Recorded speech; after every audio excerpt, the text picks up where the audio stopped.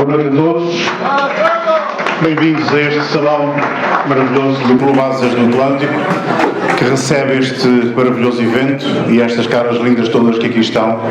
Vivemos a liberdade realmente, e se esta liberdade existe, a rádio tem um papel fundamental na nossa liberdade, porque foi através de uma emissora que foi tomada, e a partir daí a nossa liberdade, o estarmos aqui, é por isso. Portanto, para todas as rádios do país, eu pedia da vossa parte um forte aplauso para todos os locutores, para todas as pessoas que dão a sua voz, para que realmente a liberdade continue a funcionar. Desafiaram-me a este projeto, confesso que estou habituado a vários, deste tipo nunca tinha feito, mas há sempre uma primeira vez. Obrigado pela vossa presença. É tão bom estar aqui em liberdade. Abril é isto, é vivermos todos estes momentos em família. Temos a Sra. Presidente da Câmara Municipal de Vila do Porto, o Sr. Comandante Robles, que vai falar connosco, que vai nos partilhar grandes momentos da sua história e da sua vida. E são estes momentos que partilhamos aqui que são úteis, porque se não estivéssemos em liberdade, não poderíamos estar aqui com certeza, porque ali na porta haveria alguém que estava à nossa espera e não iria correr muito bem. Portanto, viver a liberdade é isto, mas temos que ter a consciência que a liberdade pode não ser um bem adquirido, mas a liberdade vai-se construindo. E essa liberdade é construída por todos nós, no nosso dia-a-dia, na nossa forma de ser e de estar. É aí que construímos a liberdade, e não são os outros que constroem a liberdade, somos nós que damos um pouco de nós para que essa liberdade se vá construindo no nosso dia-a-dia, em especial para os nossos filhos, para os nossos netos, para que eles também possam usufruir destes momentos que aqui estamos. E eu não vou me alongar muito mais, também quero, e desde já, e falei da rádio, isto chama-se uma pré-campanha eleitoral, porque eu pessoalmente alinhei num orçamento participativo que eu acho extraordinário, e a rádio precisa do vosso apoio, e eu queria já agora em pré-campanha eleitoral, porque aqui estamos, isto chama-se, portanto, o emissor da nossa rádio está um pouco fraco. Proteção civil é termos um gerador que possa arrancar quando houver uma calamidade. Não temos. Há poucos dias, e só para não me alongar muito, a Polícia de Segurança Pública dizia que uma das peças fundamentais era ter um rádio de pilhas. Eu sorri e depois expliquei à senhora Polícia porquê que sorri. Porque se todos nós tivermos um rádio de pilhas em casa, a nossa emissora não pode ir para o ar, porque não temos condições para isso. E eu apresentei um orçamento participativo onde lá está uma mesa de mistura para exterior, onde lá está um emissor e onde lá está um gerador que poderá ajudar a qualquer um de nós. Portanto, eu, em pré-campanha eleitoral, aproveito o momento e peço que, a partir do dia 4, votem no orçamento participativo que quiserem, atenção, porque o meu não é o mais útil, atenção. Todos aqueles que deram a cara foi com um projeto para a nossa ilha. Eu, claro, estou puxando a brasa à nossa sardinha, não é à minha. Pronto, e vou deixar mais conversa para aqueles convidados que vão estar. Eu chamava para junto de mim a Sra. Presidente da Câmara Municipal de Vila do Porto.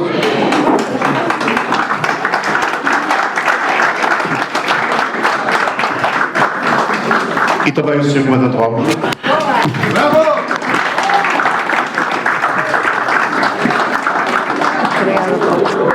Mais um desafio. Pode sentar.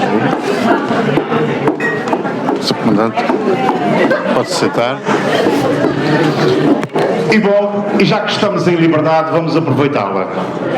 A liberdade é termos órgãos autárquicos que nos defendam, que trabalhem por nós, e também vamos ouvir. A nossa liberdade foi uma conquista, e gente que partilhou essa conquista, que esteve nessa conquista. Alguém como o Sr. Comandante pode partilhar momentos inesquecíveis connosco esta noite. É o desafio para abrir a Sra. Presidente da Câmara Municipal para dirigir umas palavras aqui a todos nós, e porque estamos em liberdade. Seja bem-vinda, Sra. Presidente. A palavra é sua. Boa noite a todos. Caros amigos, sem aqui grandes formalidades. Eu tinha aqui uns procedimentos, mas pronto, vou aplicar disto e vamos aqui falar, como foi o Tó que disse, falar aqui de cooperação.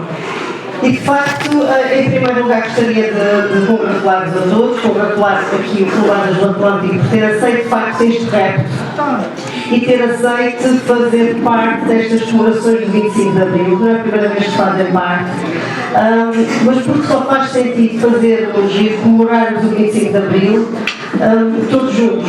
Não faz sentido ser a Câmara Municipal a fazer um evento, a organizá-lo e a comunidade participar ou ir à festa. É importante que a comunidade se motive, se mobilize e que faça também parte dessa festa. E portanto, para nós foi com muito gosto que vimos o nosso desafio aceito de imediato pelo Coladas do Atlântico e portanto dar aqui os parabéns ao grupo, mas também toda a equipa que conseguiu montar este espaço, este jantar tão acolhedor, neste ambiente tão simpático e diversificado, em que vemos pessoas mais velhas, pessoas mais novas, em que nesta harmonia de bom espírito de liberdade e também de envolvência e cidadania. Também cumprimentar aqui o comandante Rolos, que devo dizer que logo de imediato aceitou o convite em cá estar, assim uma conversa muito informal aqui durante o verão, e portanto foi com muito gosto que é com muito gosto realmente que temos aqui na Ilha de Santa Maria para estar aqui connosco. O comandante Rolos pertence também à Associação 25 de Abril, portanto também estou a fazer este tipo de apresentações, também as escolas, também irá à nossa escola falar com os nossos alunos na próxima semana.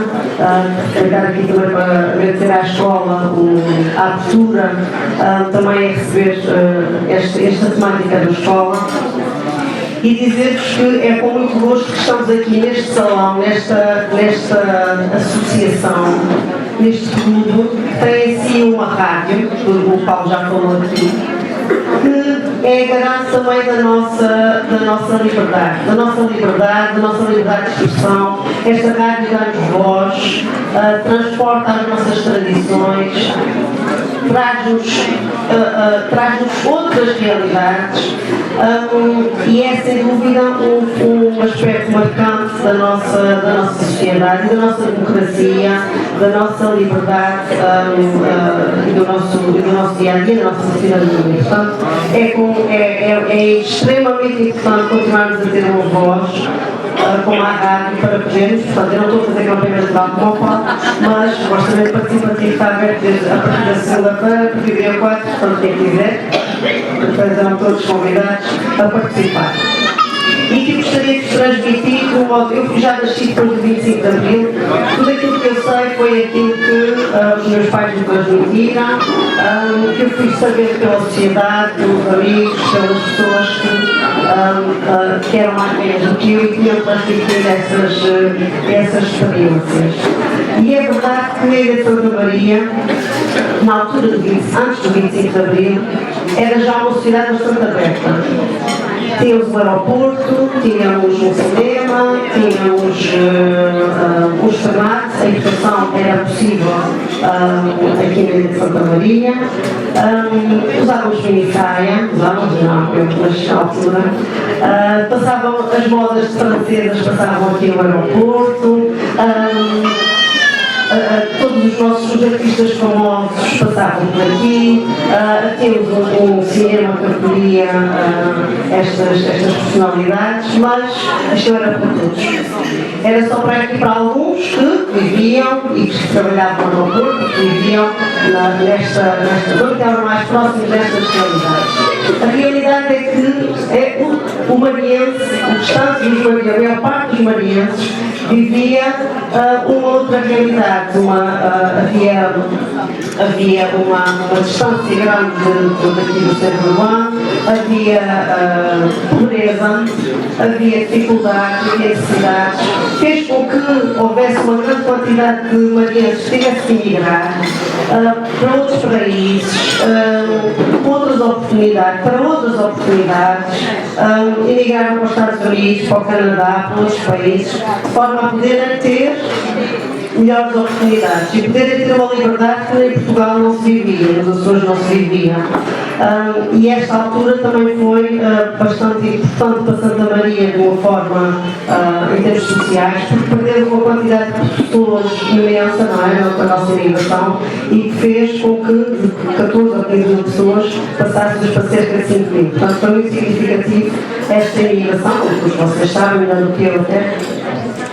E portanto foi uma altura difícil também para nós. Nós tínhamos pessoas, apesar de termos esta abertura do aeroporto, também tínhamos a PIT na mesma, tínhamos na mesma opção, as pessoas que iam viajar, por exemplo, para a Rússia e outros países mais longínquos eram perseguidas, eram questionadas, as pessoas ouviam o rádio baixinho em casa, depois não se ouvia na rua. Portanto, havíamos aqui também, apesar de termos este grande contraste, ou melhor, apesar de termos aqui o aeroporto com uma quantidade de pessoas imensa que circulavam pelo nosso aeroporto, tínhamos de facto e vivíamos também de facto uma situação de ditadura, de regime ditatorial. E portanto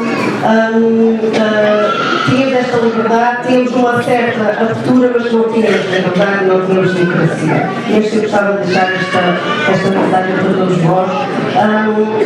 E também deixar aqui uma palavra de reconhecimento aos nossos ex-combatentes, porque se nós hoje estamos aqui, houve outros que tiveram que, estamos aqui, vivemos de liberdade, houve outros que tiveram que sair, obrigaram-nos a sair, porque queriam, saíram da sua terra, aqui junto do nosso mar, junto da nossa tranquilidade da nossa terra, e tiveram que ir, não é por opção, tiveram mesmo que ir, foram obrigados a ir por um regime ditatorial que vivíamos na altura, e portanto eles quando regressaram, muitos regressaram, outros não regressaram, muitos conseguem expressar aquilo que viveram e até têm amigos para a vida, outros não, outros vivem no silêncio,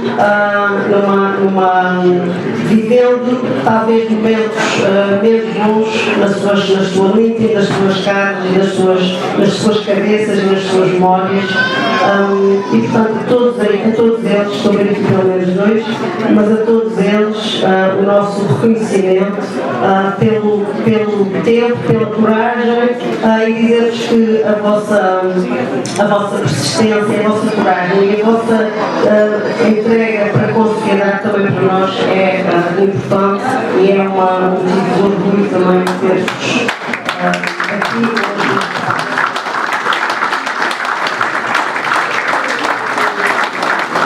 Muito bem, para finalizar, dizer-vos apenas e só que Santa Maria hoje é uma realidade muito diferente. Somos uma ilha de liberdade, de sonhos, uma ilha cheia de futuro, um futuro que queremos equilibrado, mas arrojado. E temos que continuar a ser resilientes, continuar a ser resistentes e dizer e continuar a dizer que não. Manuel Alex escreveu o não, eu já não sei que não foi matou, mas de qualquer forma, Manuel Alex dizia-nos que há sempre alguém que resiste, há sempre alguém que diz não. E é este não que nós temos todos continuar a dizer, que não ao radicalismo, não àqueles que querem nos tirar os direitos de liberdade, não àqueles que querem nos deixar ou não nos querem permitir falar, todos aqueles que queiram limitar os nossos direitos, as nossas liberdades, as nossas garantias. E portanto, estes não têm que continuar a ser ditos, refletidos no nosso dia a dia. Viva o 25 de Abril, viva Santa Maria, viva a liberdade! Muito obrigado, Sr. Presidente, pelas suas palavras dirigidas aqui à sala. Não sei se apercebem, mas isso é só uma pequena parte. Quando alguém neste momento está a falar com o coração e falar para todos nós, isto é um momento de partilha, é um momento de convívio que nós estamos aqui nesta sala. Mas devemos também ouvir um pouco aquilo que se está aqui a dizer e a falar. Por isso pedia, se calhar, um pouco mais de atenção, porque quem fala aqui fala com o coração, fala com a alma, estamos em liberdade e estamos a falar falar de coisas importantes para a vida de todos nós.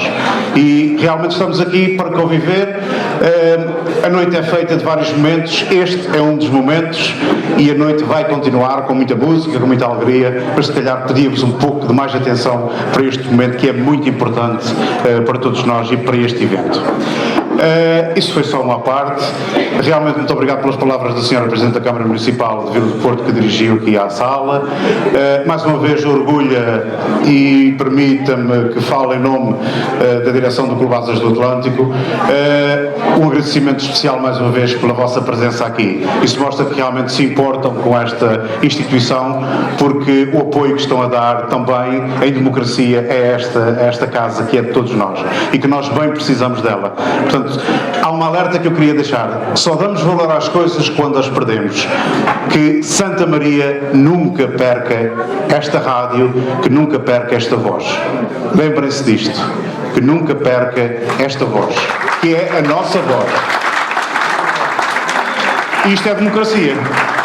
Ora, o que muito nos orgulha nesta noite é ter um convidado especial aqui, que vai com certeza partilhar connosco momentos inesquecíveis da sua vida e que faz parte e que nos vai se calhar explicar alguns bocadinhos dos porquês de aqui estarmos esta noite. Seja bem-vindo, a palavra é sua.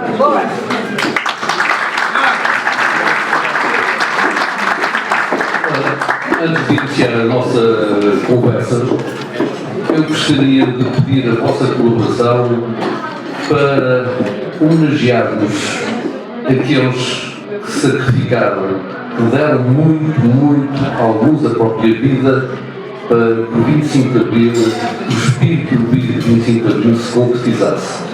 Não foram só os capitães de Abril, foram os cidadãos também, quer isoladamente, quer em associações, quer em partidos políticos na ilegalidade, deram um contributo muito forte para que aquele rio imenso se adequasse no 25 de Abril.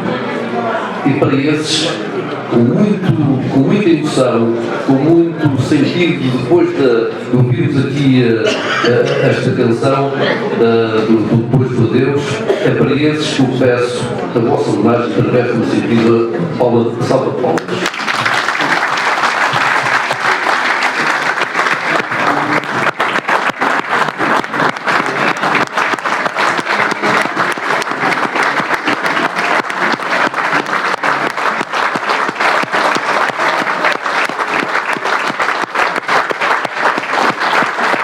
E não devemos esquecer que entre esses que deram qualquer coisa, pequena ou grande, são cidadãos marienses que foram perseguidos pela vida. Também esses estão englobados nesta salva de palmas.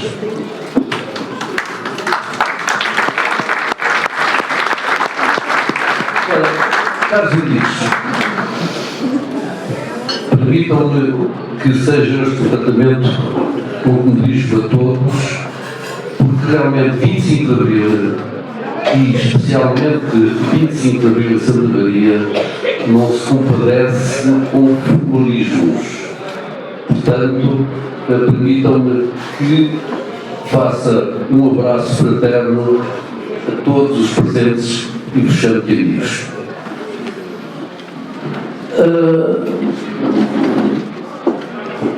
Eu sou sócio fundador da Associação 25 de Abril e o que é que perguntam o que é que faz a Associação 25 de Abril?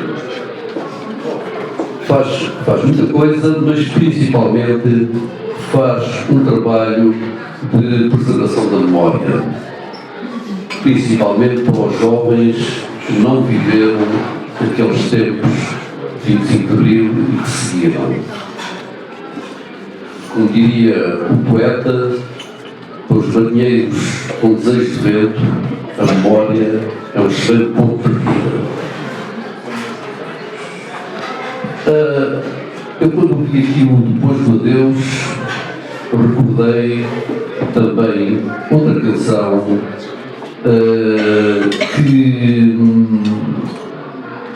que eu ouvi em tempos antes do 25 de Abril, através do José Bairro Branco, a Ronda do Soldadinho, por exemplo, e os Senhores da Guerra. Curiosamente, eu peço para fazer já aqui uma declaração. Eu não sou um capitão de Abril, eu sou um militar de Abril, talvez como muitos outros. E nos meus tempos de escola naval não tinha sensibilidade, não tinha consciência política. Tinha, isso sim, um grande sentido de justiça. E isso, nessa altura, já era algo perigoso. E, curiosamente, foi nos Açores, que eu tenho uma grande ligação aos Açores. 7 anos da minha vida de marinha foram passados nos Açores, em terra ou em mercado. A minha mulher é açoriana, foram momentos muito felizes que vivemos aqui. Os meus filhos estavam na escola primária e recordo, muitas vezes recordamos em família, quando nos fomos embora, fomos de avião para São Miguel e a minha filha foi a chorar e disse uma frase que nunca mais esquecemos. Foi em Santa Maria que eu fui feliz.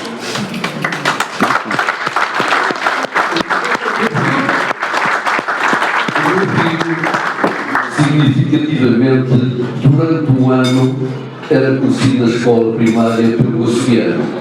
Havia ali algo na expressão dele que me identificava como o açoriano. Mas eu estava a dizer que a minha ligação aos Açores e, simultaneamente, o despertar com o 25 de Abril esteve ligado aos Açores. Eu estava num mercado de comissão de serviço em São Miguel, era a base em Ponta Delgada, e tinha um oficial imediato que esse sim tinha consciência política e passou largas horas à procura de uma cooperativa. Eu não sei se os mais velhos não, menos jovens aqui presentes, se terão ideia. Era a cooperativa Sextante, que foi criada em 1970. Eu lembro-me assim de cabeça de Borges Coutinho, Mel Antunes, entre outros, que fundaram aquela cooperativa a seguir às eleições de 1969. E que teve um papel tão importante a denunciar atos da ditadura que abriu em 1970 e em 1972 foi encerrada pela PIB. E porquê eu falar na cooperativa Sextante? Porque quando entrei em contato com essas pessoas, aquilo que eles me deram foi uma bobina com canções proibidas. Foram essas canções proibidas que eu levei para a minha comissão a seguir, em África, num navio, na Profeta João Coutinho, e que, sabem, aqueles que têm consciência do que é andar no alto mar, navios de algum porto da minha guerra, depois de jantar, fazíamos alguns serões e aproveitávamos a hora em que o comandante se ia deitar, e então iniciávamos o nosso serão com as canções proibidas. As canções proibidas, nomeadamente do José Mário Branco, era muito forte e transmitia-nos uma sensação muito curiosa. E naquelas conversas de Câmara, na Câmara dos Oficiais, fomos despertando, fomos discutindo, fomos falando da guerra que tínhamos e da situação política, e foi realmente com origem em Ponta Delgada que eu despertei para o 25 de Abril.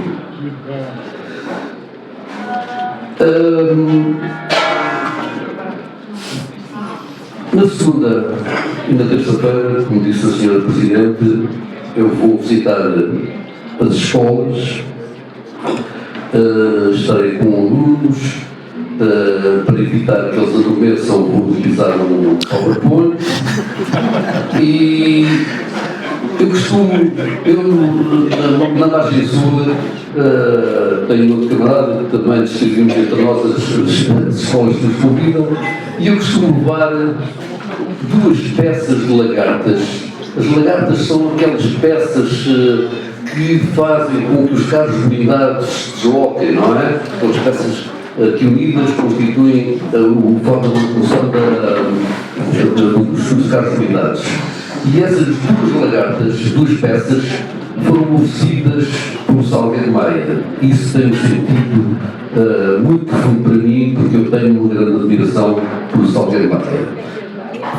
Essas 2 lagartas eram provenientes de um carro que fez a segurança às tropas de Salgueiro Maia que estavam no portão do carro.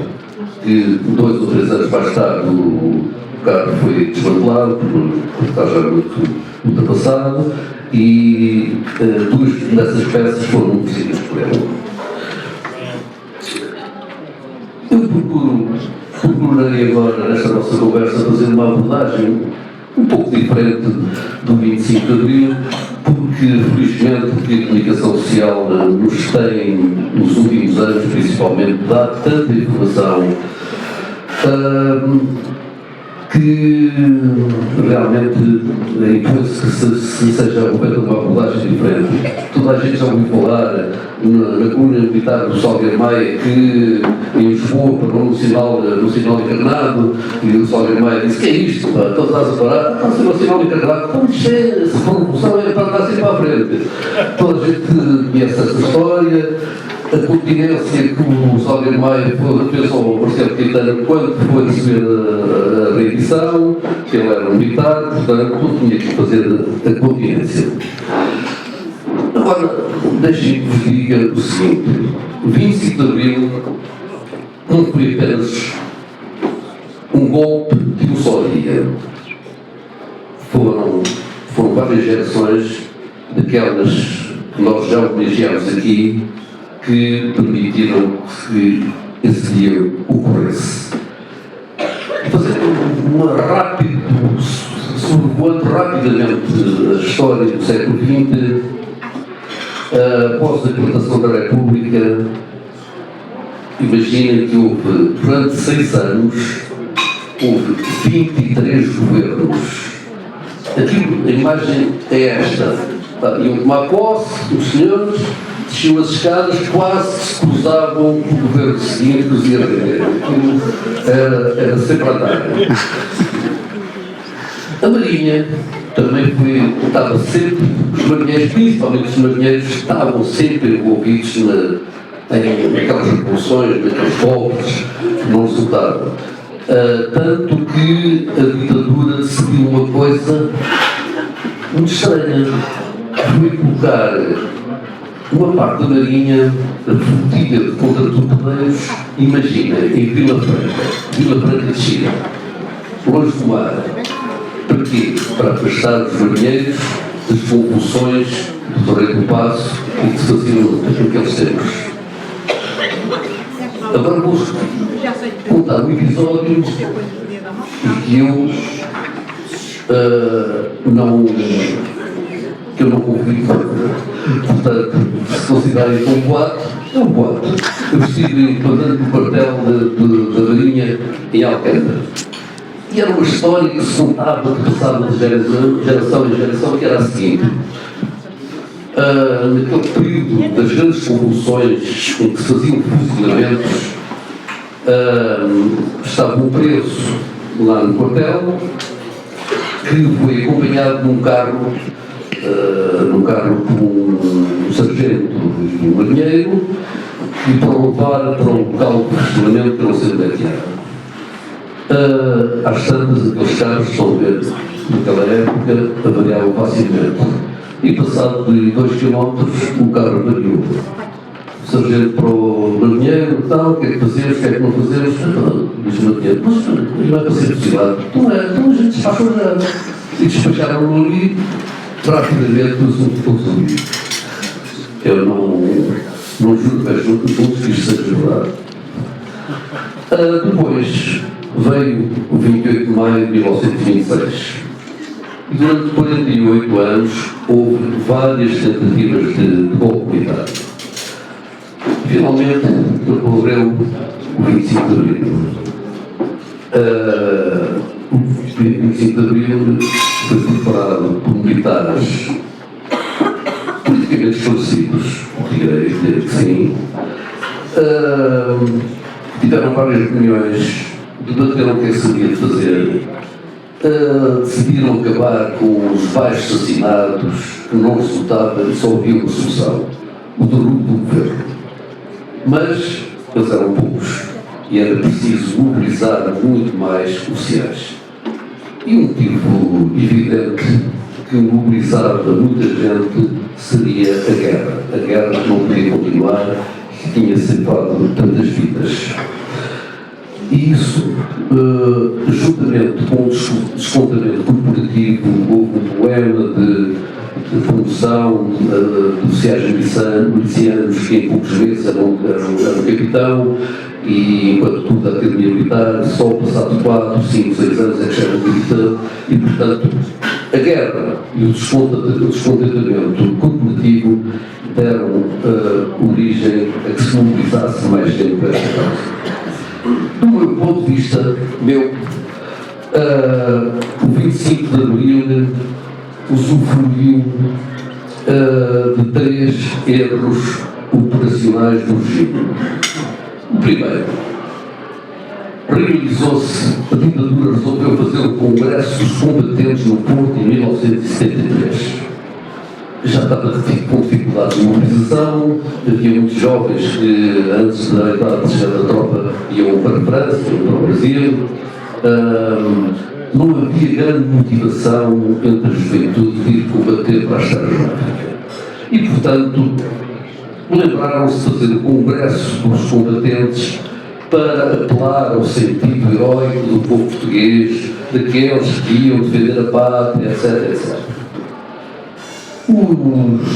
Os oficiais, os militares, entenderam que aquilo era o aproveitamento dos militares em proveito político, e decidiram estar presentes nesse Congresso. Ora, a PIB não dormia, chegou aos ouvidos do Marcelo Caetano, que decidiu, felizmente, digo eu agora, decidiu que os militares do quadro permanente não poderiam estar presentes. Ora, isso caiu como sombra no mel, e então foi mais aglutinador. Então, o Congresso dos Combatentes não pode, estão proibidos de estar presentes os militares que são os verdadeiros combatentes que dão o corpo ao manifesto. Primeiro erro, do meu ponto de vista. O segundo erro foi uma armadilha.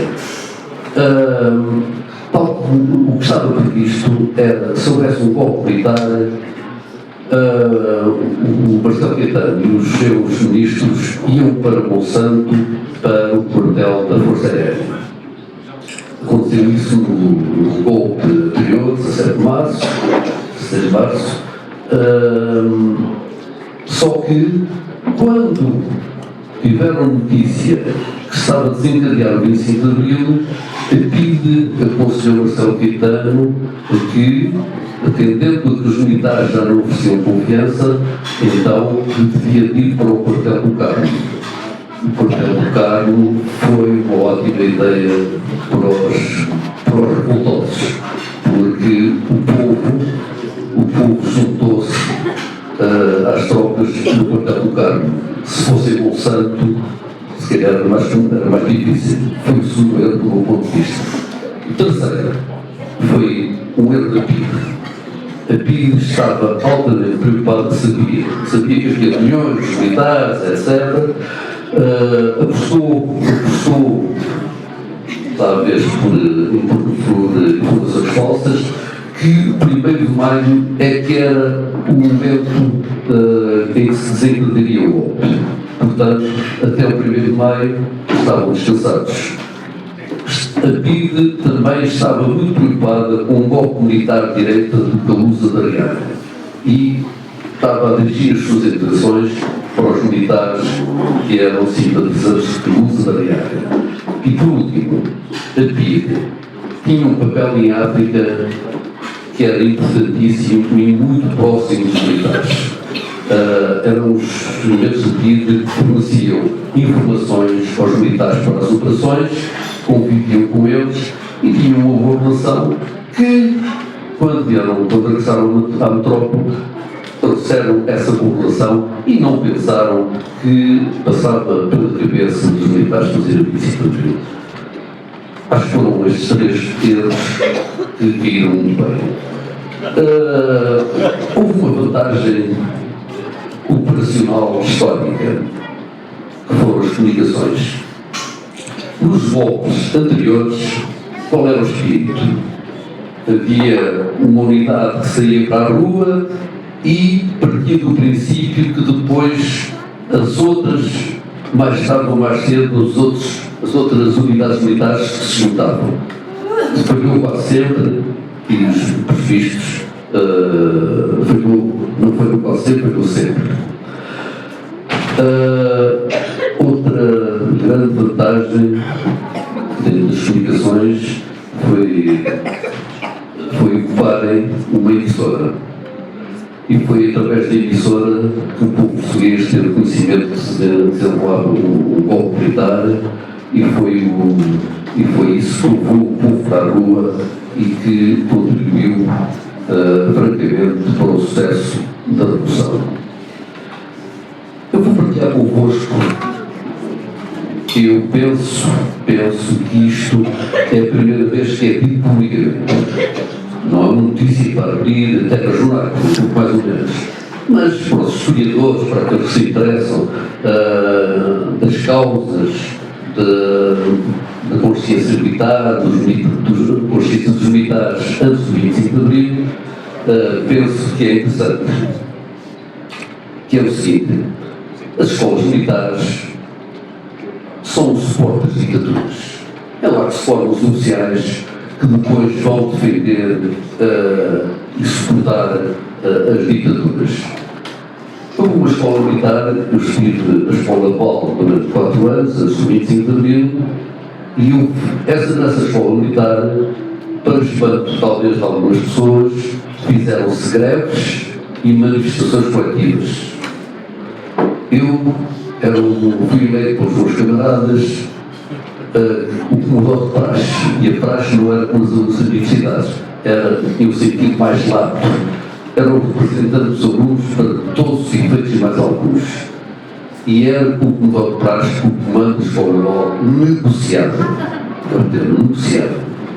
e o comando da escola fez chantagem comigo, ou acabo com estes movimentos, ou voltar à rua 2 ou 3 elementos. Isso para mim, o jovem, como disse, não tinha consciência política, mas tinha uma base de justiça, era repugnante. Eu olhava para o oficial superior como aquele objetivo da minha vida, era ser bonito, também, oficial superior, portanto era uma referência. Fazerem chantagem com o jovem cadeiro era inadmissível. Criou-se uma situação muito incrível. Eu soube mais tarde que o comando da escola naval quis chamar os fuzileiros para aprender o curso mais antigo. Felizmente, o comando da escola naval era de Estados Unidos, foi da Conquista da Marinha, que tinha uma perspectiva diferente, uma perspectiva política. A perspectiva política era a seguinte: era o que seria para o país ter conhecimento que os futuros oficiais de Marinha foram detidos por insurreição. E, portanto, me considerou, são rapaziadas, mas já se consegue conter isso. E qual foi a conclusão que eu tirei? A verdade é que eu, depois de sair da escola naval, só voltei à metrópole ou continente depois do 25 de Abril. fiz uma missão em Angola, da Angola mandaram para uma missão em Moçambique, cheguei a Lisboa, quando cheguei a Lisboa, tive 7 dias em Lisboa, mandaram para uma missão dos Açores, regressei no navio quando terminei a missão em Lisboa, passado 10 dias, mandaram para Moçambique, até o 25 de abril. Quando não atuavam com violência, atuavam subrepticiamente. Agora, vou falar-vos de um livro, de um velho livro de um Nobel da Literatura, Günter Grass, e chama-se Descascando Cebola. Foi o Bronter. Foi eleito Prémio Nobel e logo a seguir houve uma denúncia de que ele tinha pertencido às SS da Alemanha nazi, o que era muito complicado para a altura. E ele resolve escrever este livro por sugestão da família, Descascando a Cebola, em que ele assume o passado, não se desculpa, tem nostalgia, não tem tibiezas a assumir o seu passado, mas temos que reconhecer que com 16 anos e com aquele espírito coletivo da Alemanha nazi, era natural que um jovem de 16 anos fosse suficientemente inconsciente para ir combater pelas SS. E porquê é que vos falo deste livro de Descascando a Cebola? Em primeiro lugar, para partilhar uma nostalgia. A nostalgia de não estarem aqui presentes velhos amigos. Eu lembro-me de Alfredo Martins, lembro-me do Filipe Terceiras, de Paulo Teixeira, Humberto Chaves, Jaco da Costa, o eterno comandante dos bombeiros, Luís Botelho, António Valente, que desta casa, Max e outros, principalmente alguns que trabalharam comigo e com que eu tive uma excelente relação.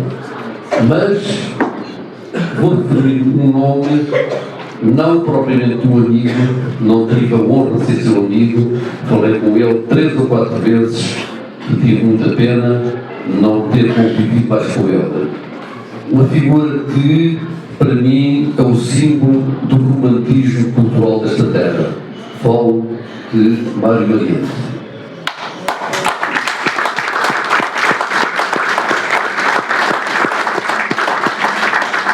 Falo-vos também, continuando a descascar a cebola, como sabem, descascar a cebola tem um efeito psicofisiológico, mesmo aqueles que não entram muito na cozinha, sabem que uma cebola provoca ali um efeito lacrimejante.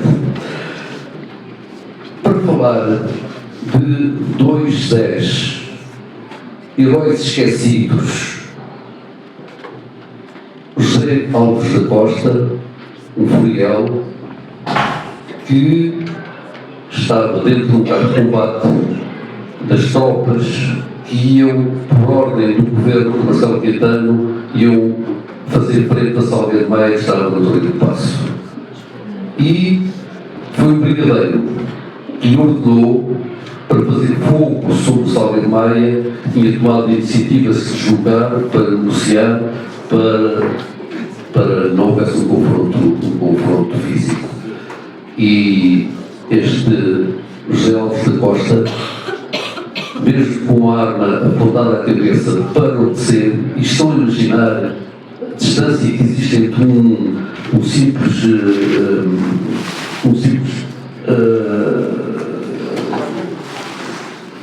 um sargento, um furiel e um brigadeiro, um oficial-geral. E ele teve a coragem de fechar o carro de combate e desobedecer àquela ordem. Se não tivesse feito, o que é que teria acontecido? Derramamento de sangue. Provavelmente as outras unidades, se calhar, perdiam o incentivo de estar no 25 de abril. É um herói legitimavelmente esquecido. Outro herói, outro José, o José Manuel Sampaio. o aspirante, as tropas de Salgueiro Maia que estavam a cercar o portão do carro. Ele era o comandante do carro de combate. Criou-se um impasse. Tinham disparado para as janelas para impedir as forças da GNR para se renderem. Perante esse impasse, o Hotel Central de Carvalho disse ao Salgueiro Maia: é preciso tomar uma ação mais forte. Dispara sobre o portão e sobre a fachada do prédio. E o Salgueiro Maia disse ao aspirante: olha, temos que obedecer, temos que fazer fogo sobre o quartel. E este aspirante, o José Manuel Sampaio, fez-se de surdo e não obedeceu. Felizmente, há ocasiões em que é preciso obedecer. E se tivesse obedecido cegamente, como esperam disso dos militares, o que é que teria acontecido?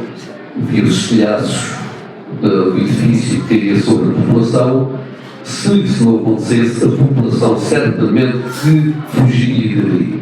E a população é que era o verdadeiro apoio do Salgueiro Maia. Se isso não tivesse acontecido, se a população tivesse fugido, os pits que estavam em cima dos edifícios tinham um alvo fácil das tropas de Salgueiro Maia.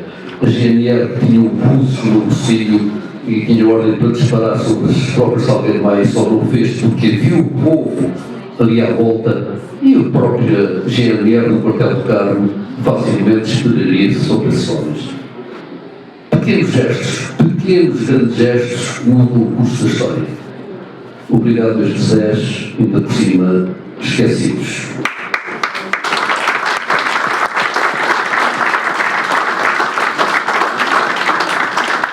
Continuando a descascar a cebola, para recordar que os militares de Abril estão velhos e, pior do que isso, são vistos como velhos. Eu estive no Barreiro.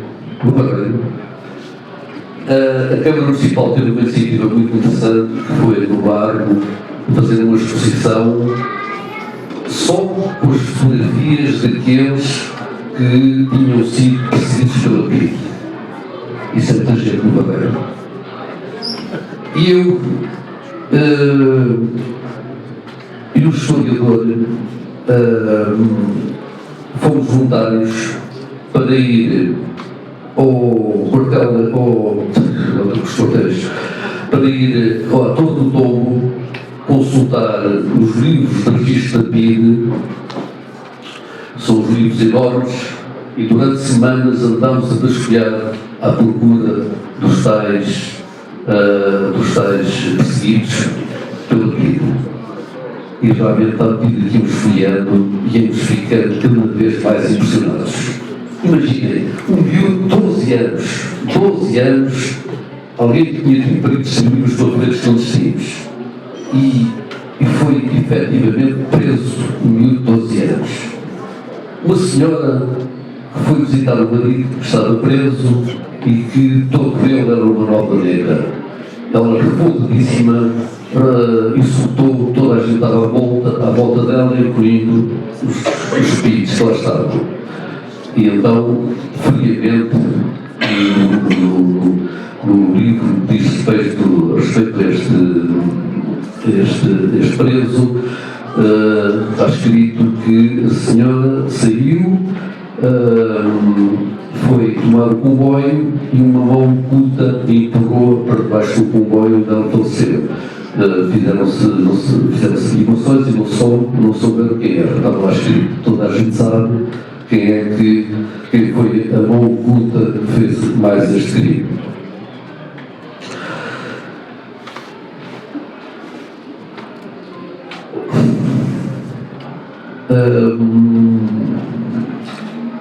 Ainda nesse livro estava registrado a lápis o período em que muitos dos presos tinham cumprido pena. A lápis. Para que a lápis? Pergunta-se. Para que facilmente pudessem corrigir e ir aumentando consecutivamente o período da pena.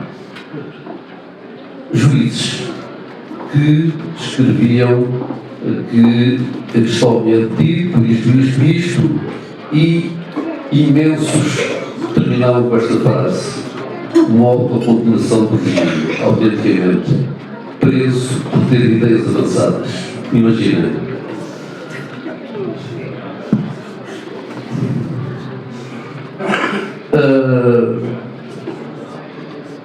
Cascão de Cebola, prefiro gente que nos deixou ser demais. Zeca Afonso, Mário Viegas e Salgueiro Maia. Tive a oportunidade de conhecer o Salgueiro Maia, milhões de amigos, 34 milhões de amigos após a Revolução, e, curiosamente, Salgueiro Maia é um militarão. Um camarada que fez a viagem com ele num navio de transporte de tropas para a Guiné, onde ia fazer a missão, e embarcou com ele nesse transporte de tropas. E o Salgueiro Maia assumia-se que ia defender a pátria, que ia combater os inimigos da nação que vinham de fora, militaram tudo. Passados 6 meses, mais ou menos 6 meses, encontraram-se em Bissau. E o Salgueiro Maia estava transfigurado. A guerra, a situação política tinha-o transfigurado.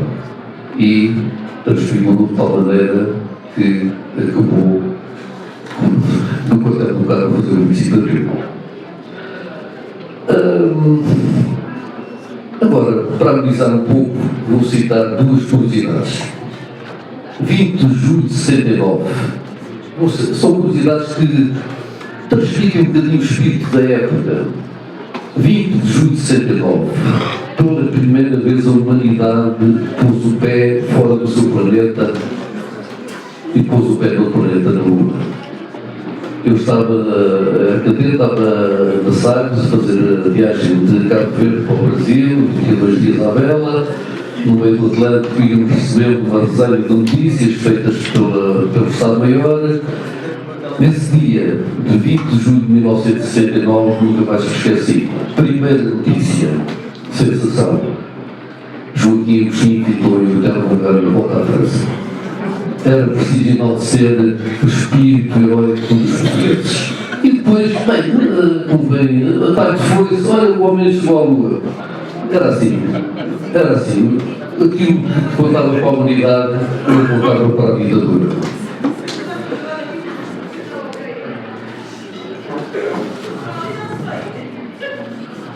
Ora bem, eu gostava de terminar lendo aqui um texto para que possa transmitir, e por acaso, curiosamente, vou ao encontro também daquilo que escrevi, não foi combinado, com algo que foi escrito. E eu faço uma pergunta à qual tento responder também. A Revolução do 25 de Abril, será que perdeu o prazo de validade?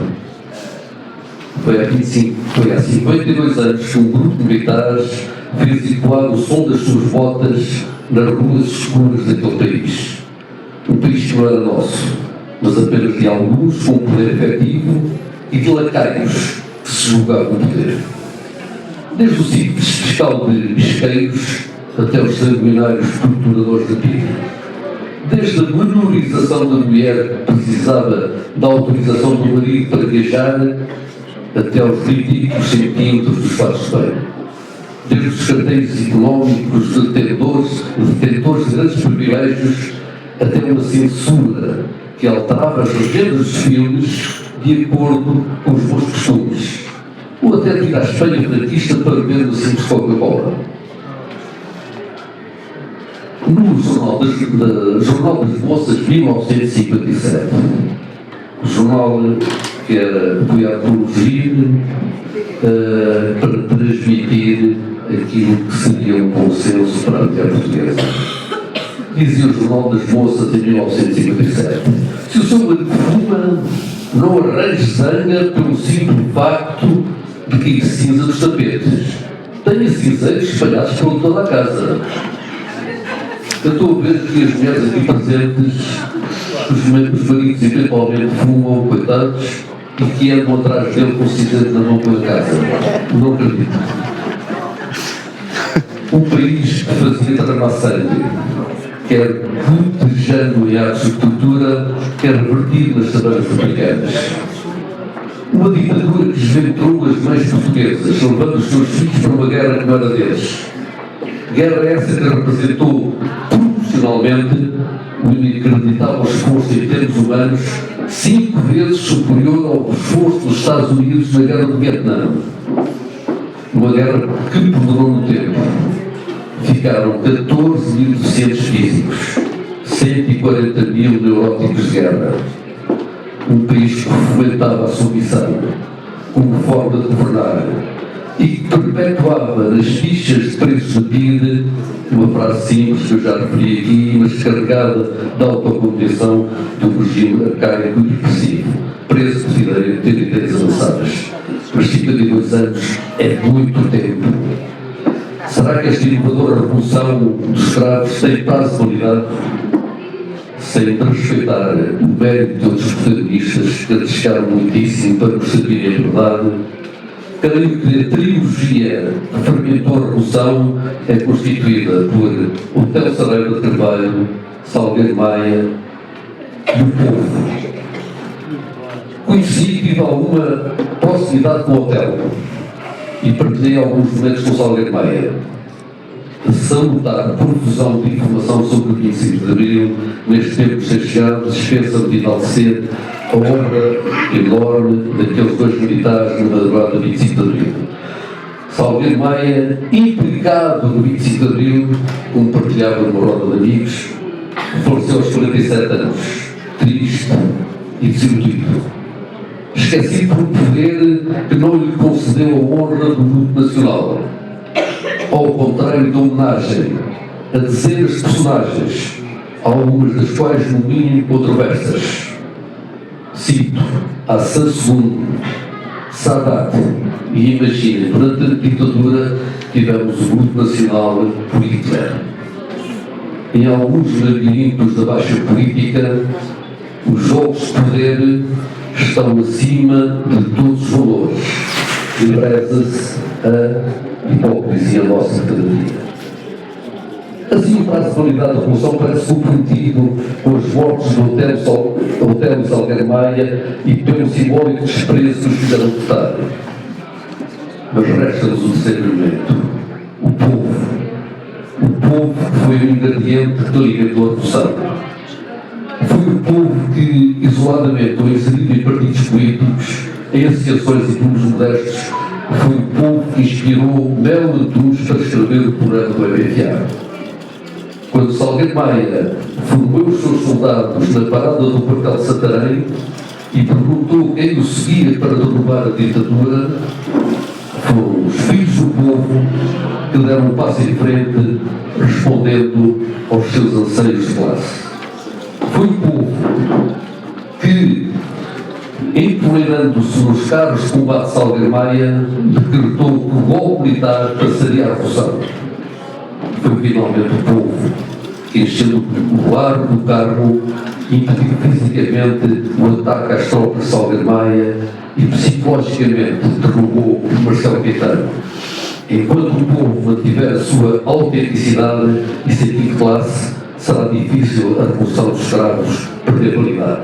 Contudo, 52 anos continua a ser muito tempo, principalmente para aqueles que, apanhados neste mar de injustiças sociais, procuram no círculo político, pleno de ilusionismo e de palhaçadas, a solução para as suas legítimas aspirações e deslumbram-se.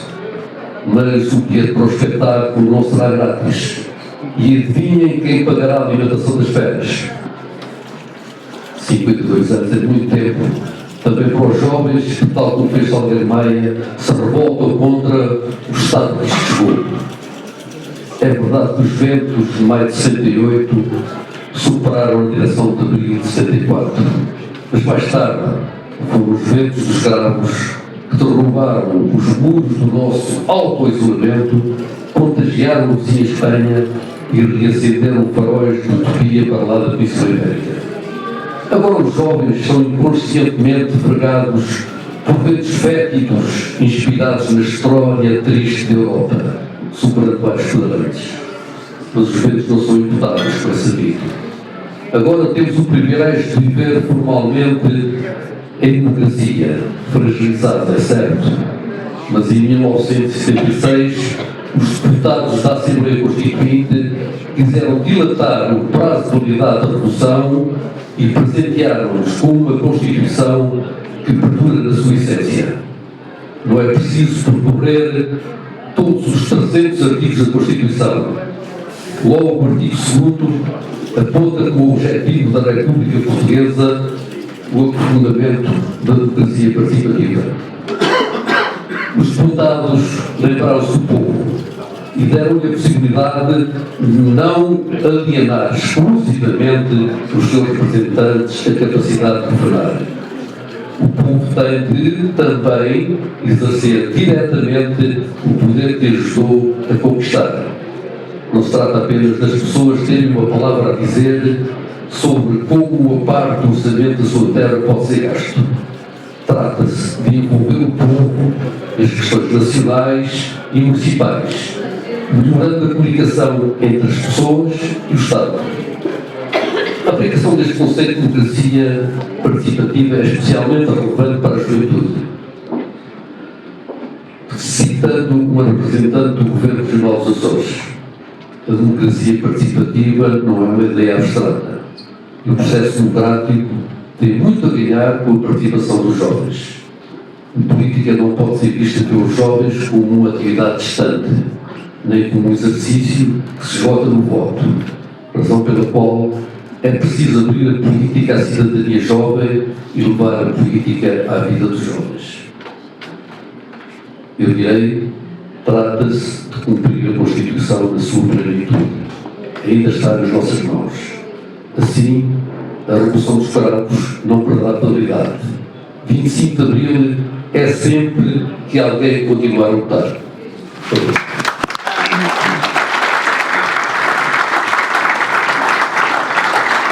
Muito obrigado pelas suas palavras. Realmente saímos daqui desta sala muito mais ricos com toda esta partilha.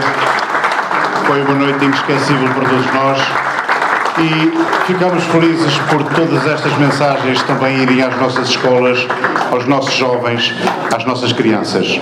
Porque tudo isto que este homem acabou de falar foi à custa de muita cebola descascada, foi à custa de muitas lágrimas. E para que eles percebam que nada disto caiu do céu, nós temos a possibilidade de ter gente como gente que esteve por dentro das situações e que felizmente partilham com todos nós estes grandes momentos. Por isso vivemos em liberdade, por isso aqui estamos nesta sala, por isso agora vamos ouvir música, por isso estamos confraternizando. Já agora agradeço a vossa atenção que tiveram, quer para com a Sra. Presidente da Câmara, quer para com o Sr. Comandante. Obrigado pela vossa presença nesta sala. Viva o 25 de Abril, viva a nossa liberdade. Boa noite. Passo a palavra ali ao Tom, que caberá a ele agora anunciar o que vai acontecer durante o resto da noite. Obrigado pela presença.